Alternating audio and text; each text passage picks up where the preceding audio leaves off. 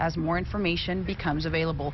Meantime, in other top news tonight, open carry has been legal in Texas for a week now, and soon you'll be able to purchase a firearm at the same place that you pump iron. Good evening, I'm Patricia Maese. I'm Shelton Dotson. You heard that right. A local gym is partnering with a self-defense company for this initiative.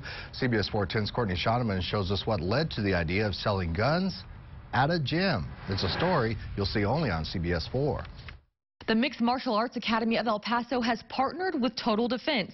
They've secured a federal firearms license and are currently selling firearms out of a residence, but you'll soon be able to walk into this gym to purchase a firearm.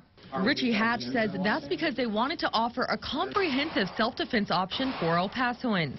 We started with Krav Maga here at MMA Academy, and then we've since started selling firearms with Total Defense.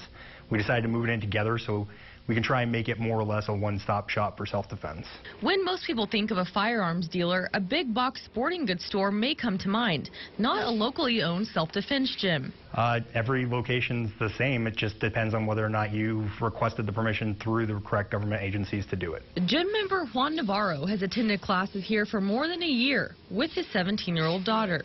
I want to have the ability to protect myself and family, and if I ever encounter a situation, I certainly want to defend myself. He's a concealed handgun license holder and likes the gym's move toward teaching different options of self-defense. I think it's a very good option.